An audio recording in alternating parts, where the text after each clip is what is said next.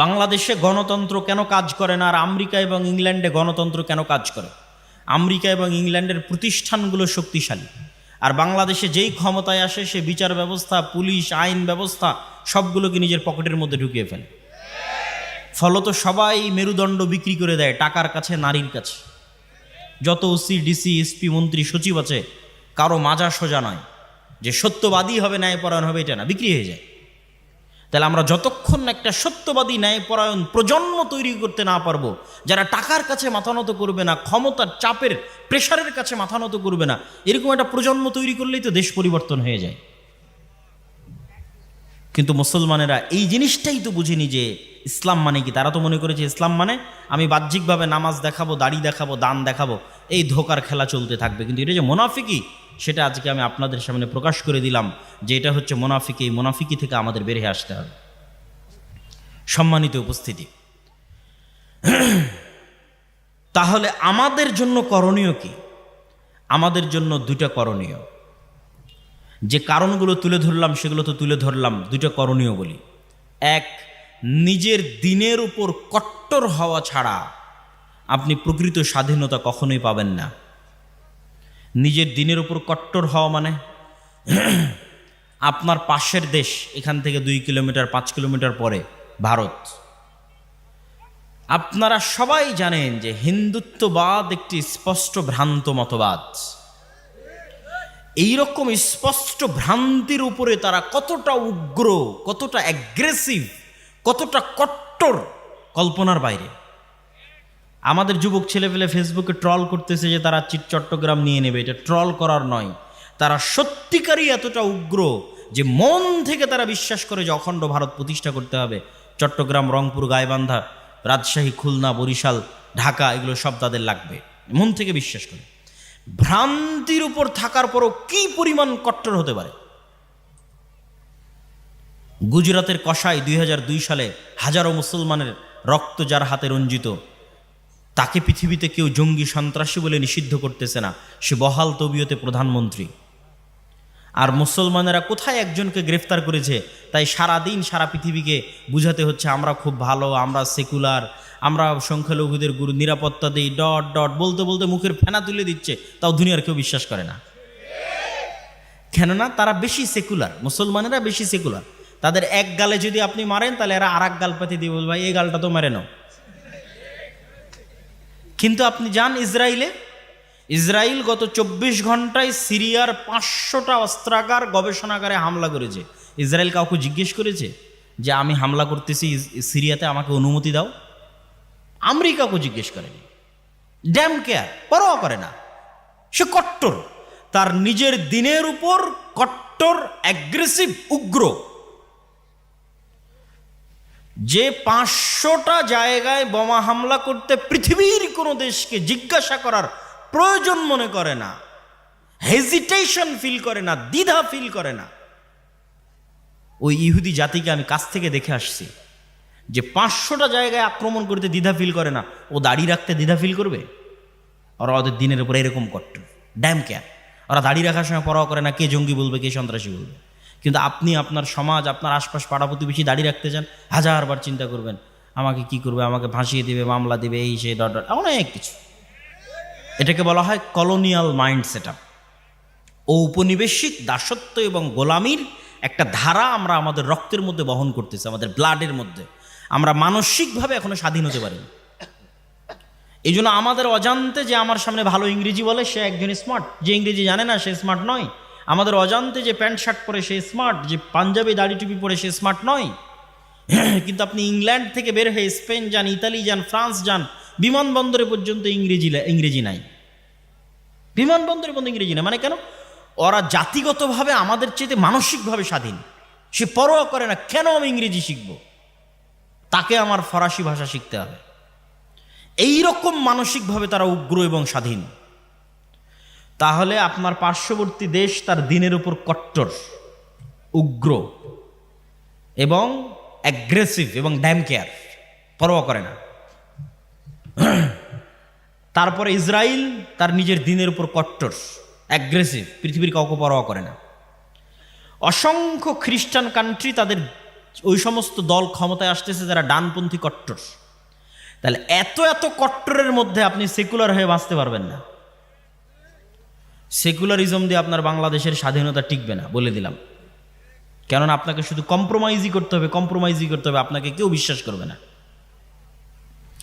আপনিও যদি বাঁচতে চান, বাংলাদেশের স্বাধীনতাকে রক্ষা করতে চান, আপনাকেও আপনার দিনের উপর ড্যাম কেয়ার হতে হবে। আমি আল্লাহর নবীর সুন্নাতের অনুসরণ করি, কোরআন এবং হাদিসের আইন বাংলাদেশে বাস্তবায়ন করি, কার কি করার আছে করে নাও। যখন এরকম ড্যাম কেয়ার হবেন, বাংলাদেশ স্বাধীন, একদিনে স্বাধীন, 24 ঘন্টায় স্বাধীন, এবং এই স্বাধীনতা চিরস্থায়ী, স্থায়ী স্বাধীনতা। আপনাকে তেলাতে হবে না, তেল দিতে হবে না, কম্প্রোমাইজ করতে হবে না, বুঝাতে হবে না, প্রেস ব্রিফিং করতে হবে না, একদিনে স্বাধীন হয়ে যাবে। এবং আপনারাও যদি আপনাদের ব্যক্তি জীবনে প্র্যাকটিস করেন, ইহুদিদের দেখে শিখেন, তারা অভিশপ্ত। আল্লাহ সুবহানাহু ওয়া তাআলা বলেছেন তারা অভিশপ্ত। কোরআন মাজিদে আল্লাহ বলেছেন গায়রিল মাগদুবি আলাইহিম ওয়ালাদ-দালিন, এই ইহুদিরা অভিশপ্ত। কিন্তু আপনি ভয়ঙ্করভাবে আশ্চর্য হবেন, তারা একটা অভিশপ্ত জাতি হওয়ার পরেও সারা পৃথিবীর মানুষকে ইহুদিরা শিখালো, ছেলে হোক মেয়ে হোক দুটি সন্তানই যথেষ্ট। আপনি আমাকে একটা ইহুদি ফ্যামিলি বের করে দিবেন যার একটাই সন্তান অথবা দুটোই সন্তান। প্রত্যেকটা ইহুদি ফ্যামিলির 4টা 5টা 6টা 7টা করে সন্তান। এই জন্য ছোট যে কারগুলো আছে, এই কারগুলো তারা ইউজ করে না। তাদের জন্য বড় হাইজ গাড়ি, নহা, যেটাতে 7-8টা সিট আছে, সেই গাড়ি লাগবে। কেননা ফুল ফ্যামিলি যেতে হলে ওই ছোট কারে তো হবে না, এই জন্য বড় গাড়ি বেশি ইউজ করে। সারা পৃথিবীতে ইহুদিরা এই সুদি কারবার প্রচলন করে রেখেছে। কোনো ইহুদির সাথে সুদি লেনদেন করে না, অথচ সারা পৃথিবীর সুদি কারবারের কন্ট্রোল তাদের হাতে। কিন্তু ওরা নিজেরা কখনো সুদি কারবার লেনদেন করে না। সারা পৃথিবীতে LGBTQ সমকামিতার মতো ভয়ঙ্কর অপরাধ গুনাহ শিখানোর জন্য কোটি কোটি টাকা তারা ব্যয় করতেছে, কিন্তু প্রত্যেকটা ইহুদি স্কুলে LGBTQ নিষিদ্ধ। এবং সেটা পরোয়া করে না যে এটা আমি নিষিদ্ধ করে রেখেছি তো কে আমাকে কি বলবে, এটা পরোয়া করে না। সম্মানিত উপস্থিতি, এই জন্য ওদের কাছে অনেক কিছু আপনার শিখার আছে, যে নিজের দিনের উপর কি পরিমাণ কট্টর হতে হয়। আপনি বাংলাদেশ থেকে বের হয়ে আর একটা খ্রিস্টানের সাথে ঘুরলে আপনি চুল পরিমাণ ধাক্কা খাবেন না। আপনি দেখবেন যে ওই খ্রিস্টান 6 দিন 5 দিন কাজ করে যা টাকা ইনকাম করছে, গার্লফ্রেন্ডের পিছনে, পাবে জুয়ায়, বারে মদে, উইকেন্ডে সাপ্তাহিক ছুটিতে শেষ করে দিচ্ছে। ফলত আপনার কাছে মনে হবে এটাই দুনিয়া। কিন্তু যখন আপনি একটা ইহুদির কাছে যাবেন, ইহুদির সাথে উঠা বসা করবেন, আপনি আশ্চর্য হবেন। আপনার হালালের চাইতে ওর হালাল খাওয়ার রেস্ট্রিকশন বেশি কঠিন। মদ শুকুর খাওয়া তো বহু দূরের কথা, ওর রেস্ট্রিকশনের জ্বালাতে আপনি টিকতে পারবেন না। আপনি বলবেন বাবারে আমরা কত বাছাই করি, তার চাইতে দেখি এরা আরো বেশি বাছাই করে। কি পরিমাণ কট্টর তাদের দিনের উপর। এমন কোনো রেস্টুরেন্ট নাই যে রেস্টুরেন্টে একজন হুজুরকে নিয়োগ দেওয়া নাই, যেই হুজুরের কোনো কাজ নাই। একটাই কাজ, শুধু রান্নাটা হালাল পদ্ধতিতে হচ্ছে কিনা সেটা দেখবে। আপনাদের বালিয়াডাঙ্গি বাজারে যতগুলো রেস্টুরেন্ট আছে, মনে করেন প্রত্যেকটা রেস্টুরেন্ট মালিক একটা করে হুজুরকে চাকরি দিয়ে রেখেছে। হুজুরের কি কাজ? শুধু দেখবে যে রেস্টুরেন্টের রান্না কিভাবে হচ্ছে, হালাল অনুযায়ী হচ্ছে, ব্যাস। প্রত্যেকটা ইহুদি রেস্টুরেন্টে একজন করে রাবাই আছে। ডিমটা ভেঙে দিবে রাবাই, গরু মহিষ মুরগি জবাই করে দিবে রাবাই। পুরো নিয়ম কানুন ইহুদি ধর্ম অনুযায়ী পরিচালিত হচ্ছে কিনা তা দেখবে। কি পরিমাণ কট্টর হতে পারে তাদের দিনের উপর। ওদের 90 জন দাড়ি রাখে, আপনাদের কয়জন দাড়ি রাখে? কেন আপনারা দাড়ি রাখার বিষয়ে হেজিটেশন ফিল করেন, আপনারা দ্বিধায় ভোগেন, আপনার দিনের উপর আপনার কট্টরতা নাই, আপনার বিশ্বাস নাই, কিন্তু সে ড্যাম কেয়ার, সে পরোয়া করে না। আপনার পার্শ্ববর্তী দেশ হিন্দু, সে পরোয়া করে না। তার কপালে সিঁদুর দিবে, হাতে বালা দিবে, আরেকজন মুসলমানকে জোর করে বলাবে যে বল জয় শ্রীরাম, পরোয়া করে না, ড্যাম কেয়ার। কিন্তু আপনি কেন ভীতু কাপুরুষ? কেন আপনি হেজিটেশন ফিল করেন আপনার দিনের উপর? আপনি যতদিন হেজিটেশন ফিল করবেন, গোলাম থাকবেন। কট্টর হন যে আমার দিনের জন্য আমি জীবন দিয়ে দেবো, যা করার করো। একদিনে স্বাধীন, আজীবনের গোলামি থেকে একদিনে স্বাধীন। এটা গেল এক নাম্বার, যে আমাদেরকে আমাদের দিনের উপর, আমাদের আল্লাহর নবীর সুন্নাতের উপর, আল্লাহ সুবহানাহু ওয়া তাআলার বিধানের উপর উইদাউট এনি কম্প্রোমাইজ কট্টর হতে হবে। কোনো প্রকার ছাড়, মিউ মিউ ছাড়া কট্টর হতে হবে। এটা আমার দিন, আমি এটা মানবো, এটা আমি চাই। আপনি স্বাধীন হয়ে যাবেন। তারপরে আমাদের করণীয় কি? তারপরে আমাদের করণীয় হচ্ছে আমাদের যুবক সমাজ, আমাদের ছেলে মেয়েরা, তাদের যুবক সমাজ এবং তাদের ছেলে মেয়েদের চেয়ে পিছিয়ে আছে নেশা, মাদকতা, ডিভাইস আসক্তি, mobile, TikTok, Facebook, reels, video game, free fire, PUBG, মদ, জুয়া, বিড়ি, সিগারেট, গাঞ্জা। এগুলোর মধ্যে আমাদের যুবক এবং ছাত্র সমাজ তাদের চারিত্রিক এবং নৈতিক পদস্খলন ঘটিয়ে ফেলেছে। ফলত তাদের প্রোডাক্টিভিটি নাই। মানুষও একটা মেশিন, এই মেশিনের একটা কাজ আছে, তাকে উৎপাদন করতে হবে। আপনারা যারা গার্মেন্টসে কাজ করেন, সেখানে উৎপাদন হয়, কতটা কাপড় তৈরি হলো গণনা করা হয়। আপনি একটা মেশিন, আপনি কি উৎপাদন করছেন? আমাদের যুবক সমাজ কি উৎপাদন করছে? সে তো শুধু সময় নষ্ট করছে। কিন্তু ওই সমস্ত দেশের যাদেরকে আমরা রোজ সকাল সন্ধ্যা গালি দিচ্ছি, গালি দিয়ে লাভ নাই, তারা তাদের সময়কে নষ্ট করে না, তারা তাদের সময়কে কাজে লাগায়, তারা প্রোডাক্টিভ। আর আল্লাহ সুবহানাহু ওয়া তাআলা পৃথিবীকে যেই সিস্টেমে ডেভেলপ করেছেন, ওই সিস্টেমে যদি একটা হিন্দুও চলে, একটা ইহুদিও চলে, আল্লাহ বাধা দিবেন না, ওই সিস্টেম অনুযায়ী তার কাজ হবে। এই কথাটা মনে হয় বুঝলেন না। আল্লাহ পৃথিবীতে সিস্টেম তৈরি করেছে, আগুন জ্বালায়। আগুন কি করে? ছুরি কাটে। তো এখন একজন যদি আর একজনের উপর ছুরি কাটে, তো 99% সময় আল্লাহ সুবহানাহু ওয়া তাআলা দেখবেন না কাকে কাটছে। অন্যায় ছুরিকে আল্লাহ কাটার কাজ দিয়ে, যেভাবে আল্লাহ পৃথিবী ডেভেলপ করেছে, আর একজন কাটছে, কেটে যাবে। ওই অনেক স্বল্প সময় ইতিহাসে এক একটা দেখানোর জন্য ইব্রাহিম আলাইহিস সালাতু ওয়াস সালামকে আগুনে ফেলে দেওয়া হয়েছে, জ্বলেনি। এক একটা দেখানোর জন্য, আল্লাহর ক্ষমতা, মুজিজা দেখানোর জন্য। কিন্তু আসলে আপনি মুমিনকে ফেলেন, মুসলিমকে ফেলেন, তাহাজ্জুদ গুজারকে ফেলেন, আল্লাহ পৃথিবী ডেভেলপ করেছে এইভাবে যে আগুনে ফেললে আগুন জ্বালিয়ে দিবে।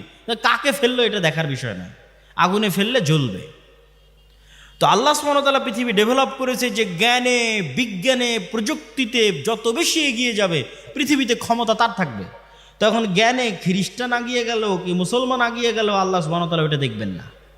পরিশ্রম করে জ্ঞানে ইহুদি আগিয়ে গেছে, পৃথিবী ওদের। পরিশ্রম করে জ্ঞানে আমেরিকা এগিয়ে গেছে, পৃথিবী ওদের। মুসলমানের সন্তান পরিশ্রম করে না, মদ জুয়া আড্ডা নিয়ে ব্যস্ত থাকে, তোরা গোলাম। তো আল্লাহর সহযোগিতা, তাহলে বলবেন যে আল্লাহ যে আমাদের ভালোবাসা, সহযোগিতাটা কোথায় আসবে? আসবে যখন আপনি ওই মদ জুয়া নেশা ছেড়ে দিয়ে আপনিও প্রোডাক্টিভ হবেন, আর ডাই হার্ট অন্তর থেকে আপনিও চেষ্টা করতেছেন, আমিও সাকসেসফুল হতে চাই। আপনিও জ্ঞান বিজ্ঞান প্রযুক্তির জগতে লড়াই করে যাচ্ছেন, যেই সিস্টেমে আল্লাহ পৃথিবী ডেভেলপ করেছে ওই সিস্টেমে আপনিও দৌড়াচ্ছেন, চেষ্টা করতেছেন অন্তর থেকে।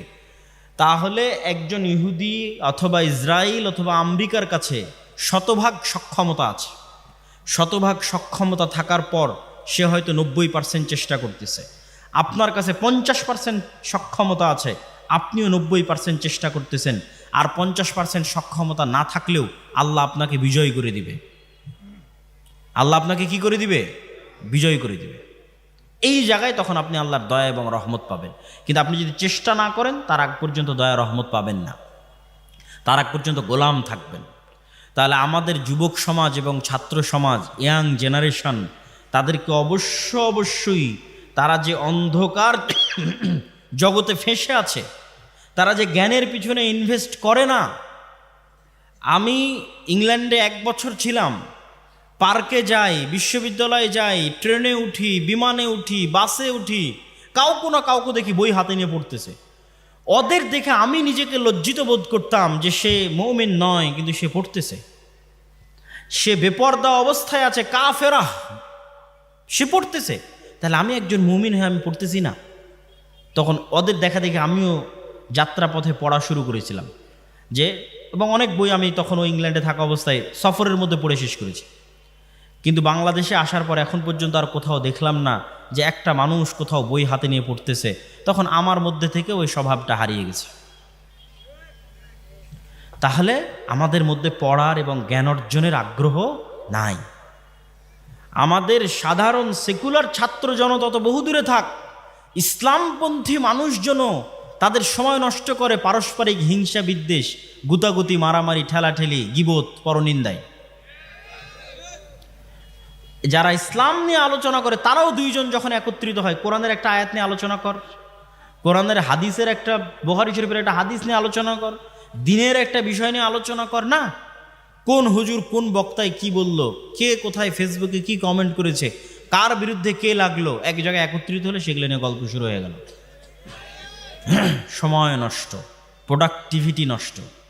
অতএব হে যুবক সমাজ, হে ছাত্র ভাইয়েরা, আমরা যদি আমাদের সময়কে সঠিকভাবে কাজে না লাগাই, জ্ঞান অর্জন না করি, তাহলে আমরা কখনোই পৃথিবীতে আর 10টা জাতির সাথে পাল্লা দিয়ে স্বাধীন হতে পারবো না। গোলাম থাকতে হবে, গোলাম আছি, গোলাম থাকতে হবে। আমি চেষ্টা না করলে আল্লাহ রাস্তা দেখাবে না। অতএব আমাদের জাতির মুক্তির জন্য কাউকে না দেখে হলে অন্তত আপনার পাশে যারা আছে তাদের দেখে শিখেন। হিন্দুদেরকে দেখে শিখেন, আপনারা তাদের নিয়ে কত হাসি ঠাট্টা করেন, কত মজাক করেন, অথচ পৃথিবীর দ্বিতীয় সিলিকন ভ্যালি হিন্দুরা বেঙ্গলোরে বানায়ছে। আমেরিকাতে একটা সিলিকন ভ্যালি আছে, জ্ঞান বিজ্ঞান প্রযুক্তির সেন্টার, দ্বিতীয়টা হিন্দুরা বানিয়েছে বেঙ্গলোরে। পড়াশোনা করে, জ্ঞান অর্জন করে। অতএব তাদের কিনে ট্রোল করে হাসি ঠাট্টা করে লাভ নেই। আপনারা পড়েন, শিখেন, জ্ঞান অর্জন করেন, টেক্কা দেন পৃথিবীর সাথে। না হলে আমাদেরকে গোলাম থাকতেই হবে। আমি আমার বক্তব্যের সারমর্ম করতে চাই। শুরুতে কি বলেছিলাম মনে আছে? সব হয়তো ভুলে গেছেন। শুরুতে বলেছিলাম যে আজকে এখনই 2 বছরের মধ্যে, 1 বছরের মধ্যে ভোট করে ক্ষমতায় যেতে হবে, এই চিন্তা বাদ দিয়ে চিন্তা করতে হবে 100 বছর পর ইসলাম বাংলাদেশের ক্ষমতায় আসবে কোনো কম্প্রোমাইজ ছাড়া এবং স্থায়ীভাবে। তার জন্য কি করা লাগবে সেটা করেন। 100 বছর পর ইসলাম বাংলাদেশের ক্ষমতায় আসবে উইদাউট এনি কম্প্রোমাইজ এবং স্থায়ীভাবে। তার জন্য কি করা লাগবে? তার জন্য শক্তিশালী প্রতিষ্ঠান লাগবে, শক্তিশালী মিডিয়া লাগবে, শক্তিশালী অর্থনৈতিক প্রতিষ্ঠান লাগবে। সেগুলো প্রতিষ্ঠা করার পিছনে আমাদের সময় এবং শ্রম দিতে হবে। তারপরে কি তুলে ধরেছি? তারপরে আপনাদের সামনে তুলে ধরেছি যে আমাদের ব্যক্তিগত সামাজিক জীবনে ন্যায়পরায়ণতা যদি না থাকে, আমরা কখনোই আল্লাহর দয়ায় ক্ষমতায় যেতে পারবো না। অতএব আমাদের ব্যক্তিগত জীবনে কি লাগবে? ন্যায়পরায়ণতা লাগবে। এবং ন্যায়পরায়ণতার উদাহরণ দিতে গিয়ে বলেছি, আমরা আমাদের স্ত্রীদের সাথেও ন্যায়পরায়ণ নই। আপনি জিজ্ঞেস করেন আপনি আপনার স্ত্রীর সাথে ন্যায়পরায়ণ কিনা। আপনার বউকে জিজ্ঞেস করেন সে তার শাশুড়ির সাথে ন্যায়পরায়ণ কিনা। শাশুড়িকে জিজ্ঞেস করেন সে তার বৌমার সাথে ন্যায়পরায়ণ কিনা। সমাজে যত অশান্তি, ফিতনা এবং ফাসাদ বিরাজ করছে তার প্রত্যেকটা কারণ হচ্ছে ন্যায়পরায়ণতা না থাকা। ইসলামী দলে দলে মারামারি, মাদ্রাসায় মাদ্রাসায় মারামারি, হুজুরে হুজুরে মারামারি, এগুলো একটাও ফতোয়ার কারণ নয়, ডাহা মিথ্যা কথা। কোনো ফতোয়ার সমস্যা নাই, ন্যায়পরায়ণতা নাই। হয় দলের আমির জালেম, না হয় মামুর জালেম। হয় দলের আমির মাজলুম, না হয় মামুর মাজলুম। হয় দলের আমির মিথ্যুক, না হয় মামুর মিথ্যুক। হয় মসজিদের সভাপতি জালেম, না হয় মসজিদের ইমাম সাহেব জালেম। হয় মসজিদের সভাপতি মাজলুম, না হয় ইমাম সাহেব মাজলুম। যত জায়গায় সমস্যা আছে প্রত্যেকটা জায়গায় ন্যায়পরায়ণতার অভাব আছে। এই জন্য মুসলমানদের প্র্যাকটিস করতে হবে নিজেদের ব্যক্তি, সমাজ এবং পারিবারিক জীবনে ন্যায়পরায়ণতা প্রতিষ্ঠা করার। 3 নাম্বার কি বলেছি?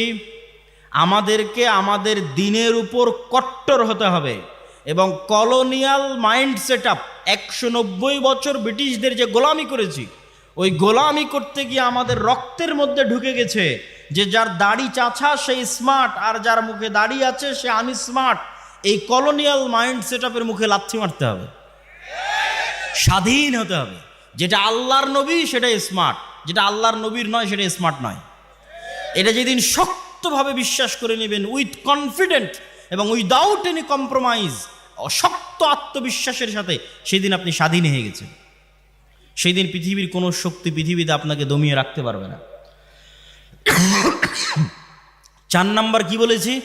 4 নাম্বার বলেছি আমাদের ছাত্র তরুণ জনতা, তারা যে নেশার মধ্যে, অবৈধ সম্পর্কের মধ্যে, এবং আমাদের মা এবং বোনেরা এবং আমাদের ভাইয়েরা, তাদের মধ্যে দিয়াসাহ মানে শুকুরের চর্বি। শুকুর অপবিত্রতা, অপরিচ্ছন্নতা, নোংরামি পছন্দ করে। শুকুর তার নিজের বিষ্ঠা, নিজের মল চেটে খায়, লজ্জা নাই। এই শুকুরের চর্বিকে বলা হয় দিয়াসাহ। রাসূল সাল্লাল্লাহু আলাইহি ওয়াসাল্লাম বলেছেন, লা ইয়াদখুলুল জান্নাতা দায়ুস, দায়ুস জান্নাতে যাবে না, শুকুর জান্নাতে যাবে না, শুকুরের চর্বি জান্নাতে যাবে না। তো শুকুরের চর্বির সাথে জান্নাতে যাওয়ার কি সম্পর্ক? মানে ওই মানুষ জান্নাতে যাবে না যার রক্ত, যার চর্বি শুকুরের রক্ত শুকুরের চর্বির মতো হয়ে গেছে। কার রক্ত কার চর্বি শুকুরের রক্ত শুকুরের চর্বির মতো হয়ে গেছে? যার পরিবারের মধ্যে বেহায়াই আছে, নির্লজ্জতা আছে, কিন্তু তার অন্তরে কষ্টবোধ নাই, তার অন্তরে দুঃখবোধ নাই, লজ্জাবোধ নাই, সে দায়ুস, সে জান্নাতে যাবে না। আপনি দায়ুস হলে সমস্যা কি? আমি যদি দায়ুস হই তাহলে সবচেয়ে বড় সমস্যা হচ্ছে বাবা দায়ুস বা ভাই দায়ুস, তার মেয়ে অথবা তার বোন বেপরদা অবস্থায় চলাফেরা করে, অথবা তার স্বামী দায়ুস, স্ত্রী বেপরদা অবস্থায় চলাফেরা করে, তার অন্তরে কোনো ব্যথা নাই, মানে তার রক্ত শুকুরের রক্ত হয়ে গেছে। এই মানুষ আর ওই বেপরদা যে স্ত্রী, এই দুইজনের ঘরে কখনোই সাহসী পুরুষের জন্ম হবে না। খালিদ বিন ওয়ালিদ, ওমর ইবনুল খাত্তাব, সুলতান মোহাম্মদ ফাতেহের মতো বীর সেনানীর জন্ম হবে না। কি জন্ম হবে? দায়ুস বাবার ঘরে এবং দায়ুস মায়ের ঘরে মেয়েলি পুরুষ সন্তানের জন্ম হবে। বুঝেননি মনে হয়? হিজড়া পুরুষ সন্তানের জন্ম হবে, যার মধ্যে পৌরুষত্ব নাই। পৌরুষত্ব মানে শুধু পুরুষ হওয়া নয়, পৌরুষত্ব মানে সেই সাহসিকতা, সে আত্মমর্যাদা, সে আত্মসম্মান, সেই ব্যক্তিত্ব, সেই পার্সোনালিটি। ওই রকম সন্তান জন্ম হবে না যে পৃথিবীকে নেতৃত্ব দিবে। এই জন্য পাশ্চাত্যরা চায় যেন আপনাদের মাদের গর্ভ থেকে নেতা জন্ম না হয়, বরং কি জন্ম হয়? ওই রকম LGBTQ সমকামী মেয়েলি সন্তানের জন্ম হয়। এটা হবে যদি আপনি দায়ুস হন এবং আপনার স্ত্রী দায়ুস হয়। আপনার মধ্যে পৌরুষত্ব নাই, মানে সাহসিকতা নাই, ব্যক্তিত্ব নাই, পার্সোনালিটি নাই। আর এই ব্যক্তিত্ব পার্সোনালিটিকে অসংখ্য জিনিস ধ্বংস করে, শুধু বেপর্দা ধ্বংস করে না, আর অনেক কিছু ধ্বংস করে। বেপর্দা যেমন আমাদের ইনার অভ্যন্তরীণ পার্সোনালিটি ব্যক্তিত্বকে ধ্বংস করে, ঠিক তেমনি লোন, ধার, কর্জ পার্সোনালিটিকে ধ্বংস করে। ইসলামে অর্থনৈতিক মূল্যবোধের 1 নাম্বার পয়েন্ট হচ্ছে আল কানাআহ, অল্পে সন্তুষ্ট থাকা। আমি সুদ ভিত্তিক লোনের কথা বলতেছি না, গোটা হাদিস শাস্ত্র এবং গোটা কোরআন শাস্ত্র খুঁজে আপনি আমাকে দেখাবেন যে আপনার বাড়ি মাটির আছে, মাটির থেকে টিনের করার জন্য আপনি কর্জে হাসানা নিবেন, এর দলিল কোরআন এবং হাদিসে আছে। সুদ ভিত্তিক লোনের কথা বলছি না, কর্জে হাসানা। আপনার বাড়ি টিনের আছে, আপনি সেটা পাকা করবেন, তার জন্য সুদে লোন না নিয়ে কর্জে হাসানা সুদমুক্ত লোন নেবেন, এর দলিল কোরআন এবং হাদিসে আছে। আপনার বাড়িতে এসি নাই, এসি কিনবেন, ফ্রিজ নাই, ফ্রিজ কিনবেন, মোটর সাইকেল নাই, মোটর সাইকেল কিনবেন, তার জন্য সুদভিত্তিক লোন বহু পরের কথা। আপনি কর্জে হাসানা সুদ ছাড়াই ভাই বোন আত্মীয় স্বজনের কাছে লোন নেবেন, এর কোনো দলিল আপনি কোরআন এবং হাদিস থেকে আমাকে দেখাতে পারবেন না। তাহলে কর্জে হাসানা কখন নেবেন? সুদভিত্তিক লোন বহু পরের কথা। কর্জে হাসানা কখন নেবেন? যখন মরে যাচ্ছেন, অপারেশন থিয়েটারে আছেন, টাকা নাই, অপারেশন না হলে, টাকা না ব্যবস্থা করতে পারলে ছেলে মারা যাবে, তখন কর্জে হাসানা চাইতে পারবেন। আমি যদি বুঝাতে না পারি তাহলে এটা আমার ব্যর্থতা। কেন? আপনি সুদ ভিত্তিক লোন বহু পরে, আপনি আরেকজনের কাছে আজ চাইতে গেলেন, ভাই আমাকে 5,000 টাকা ধার দাও, আমি মাটির বাড়ি ভেঙে টিনের বাড়ি করতেছি, 5,000 টাকা আপনাকে ধার দিল। পরের দিন আপনি সেই টাকা পরিশোধ করতে পারলেন না, আপনার অন্তরে খারাপ লাগতেছে, পরিশোধ করতে পারতেছেন না। তারপরের দিন মিথ্যার আশ্রয় নেবেন না? মিথ্যার আশ্রয় নেবেন না? মিথ্যার আশ্রয় নেবেন। যেই দিন থেকে মিথ্যা বলা শুরু করলেন, ওই দিন থেকে আপনার ব্যক্তিত্ব নষ্ট হয়ে গেল, আপনার পৌরুষত্ব নষ্ট হয়ে গেল, আপনার আত্মমর্যাদা, আত্মসম্মান নষ্ট হয়ে গেল। আপনি এখন আর পূর্ণ মুসলিম থাকতে পারবেন না, আপনি বিক্রি হয়ে গেছেন, মুনাফিক হয়ে গেছেন। পরের দিন আপনার ছেলেকে মিথ্যা বলা শিখাবেন, তারপরের দিন আপনার বউকে মিথ্যা বলা শিখাবেন। পুরো পরিবার মিলে বেহায়া হয়ে যাবে, পুরো পরিবার মিলে আত্মমর্যাদাহীন, ব্যক্তিত্বহীন, থার্ড ক্লাস পরিবারে পরিণত হয়ে যাবে। সুতরাং ওই পরিবার থেকে বীর মুজাহিদের জন্ম হবে না, বীর সাহসী পুরুষের জন্ম হবে না। কেন? মিথ্যার আশ্রয় নিচ্ছে পুরো ফ্যামিলি। এই জন্য আল্লাহ নবী বলেছে, খবরদার তোমরা ধার কর্জ লোনের ধারে কাছে যেও না। সুদ ভিত্তিক তো বহু পরে, আমি কর্জে হাসানার কথা বলতেছি, এখন যেই কথাগুলো বলতেছি এগুলো কর্জে হাসানা, সুদ ছাড়া। সুদ সহ নেওয়া আরো পরে। সুদ ছাড়াই আপনি কর্জ নেবেন কখন? যখন মরে যাচ্ছেন তখন, তাছাড়া নয়। তাহলে কি থাকবে?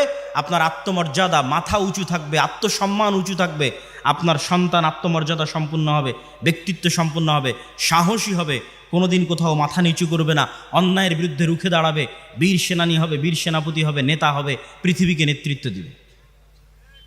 সম্মানিত উপস্থিতি, আল্লাহ সুবহানাহু ওয়া তাআলা আমাদের এই ছোট্ট সংক্ষিপ্ত আলোচনাকে গুরুত্ব সহকারে মানার তৌফিক দান করুক, আল্লাহুম্মা আমিন। আপনাদের আল জামিয়া সালাফিয়া দিনাজপুর নাম শুনেছেন? অত্র রংপুর অঞ্চলের বৃহত্তম দ্বীনী শিক্ষা প্রতিষ্ঠান, এরিয়ার দিক থেকে, ছাত্রের দিক থেকে, শিক্ষকের মানের দিক থেকে। এই অঞ্চলের জন্য এটা নেয়ামত। আপনাদেরকে এই নেয়ামতকে মূল্যায়ন করা উচিত, শুকরিয়া আদায় করা উচিত।